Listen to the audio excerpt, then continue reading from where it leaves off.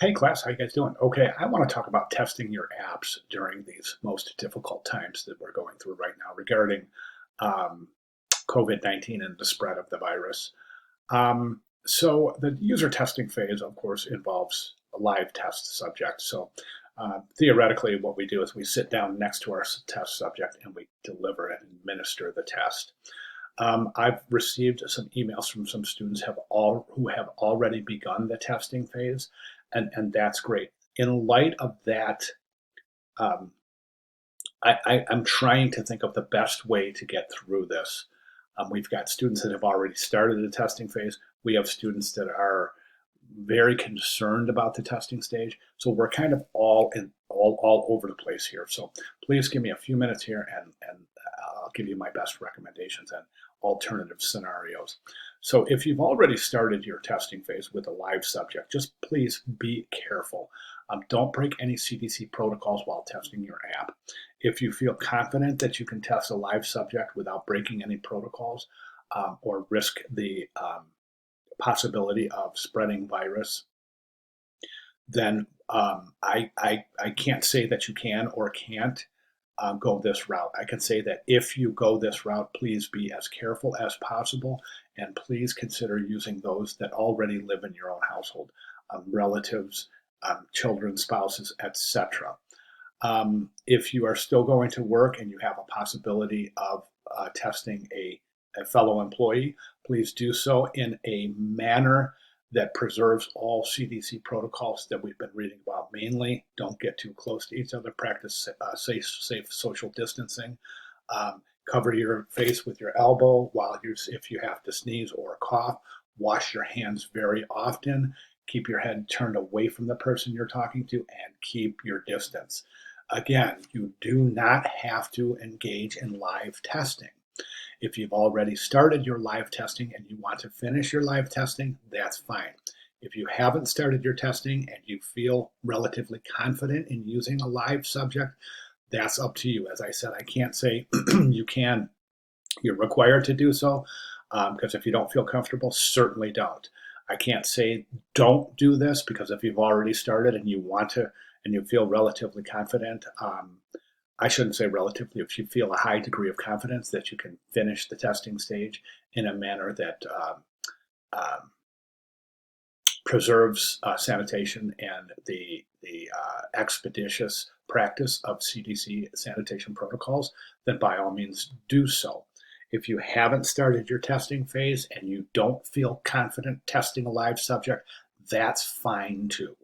All right, here's what we're going to do.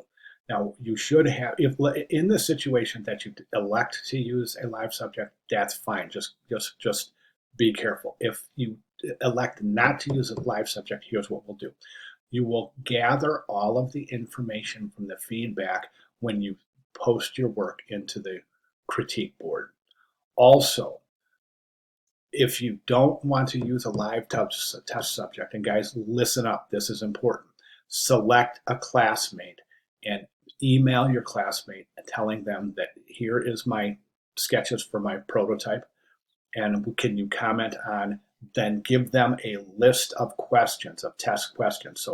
So what you would do is you would give them the actual sketches themselves, and you would give them a list of questions like, okay, is it relatively easy to log in? Okay, and you would show them the screen, the login screen, and ask them where would you point to log in, and is this process easy and straightforward? And they would give you an answer. So again, you can test your app with a classmate. Just email that classmate, email them attach your prototype sketches. All right, you'll have to show the screens individually, which means you'll show the screen. Okay, here's the open screen. Here's the question: where would you click to set up your user account?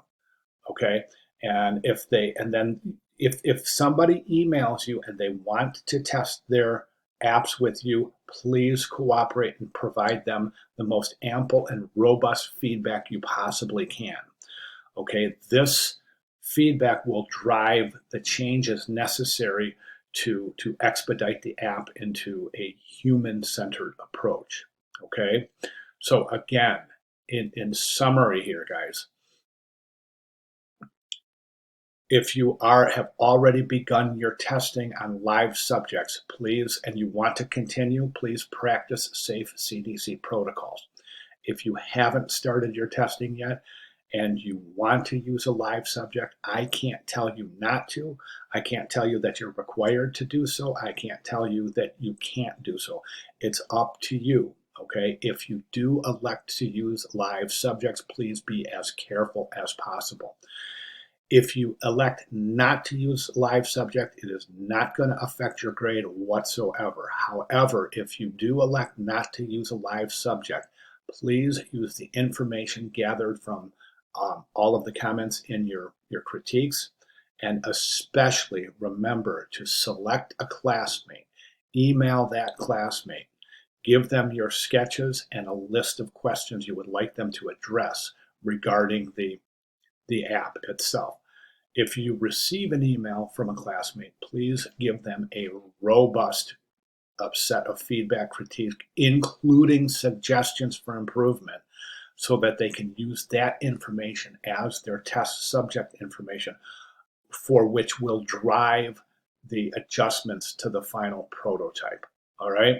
Now I know this is a lot, guys. This is a complete unforeseen. I'm trying to find solutions on the fly here. Of course, this is a situation that doesn't have precedent, so there's no playbook here, guys. We're trying to make do with what we have. If we all cooperate, we'll be just fine. If anybody has any questions, comments, concerns, or if anybody needs any clarification, please let me know immediately. The end result is this. You still are expected to give a summary of testing results in your projects, okay? The summary will be based on whatever approach you use. If you use the email suggestion, then that summary will have to include a complete analysis of the data received from the classmate that you emailed. All right, it's really, really important, guys. If anybody has any questions whatsoever, please get with me immediately. Okay, thanks, everyone.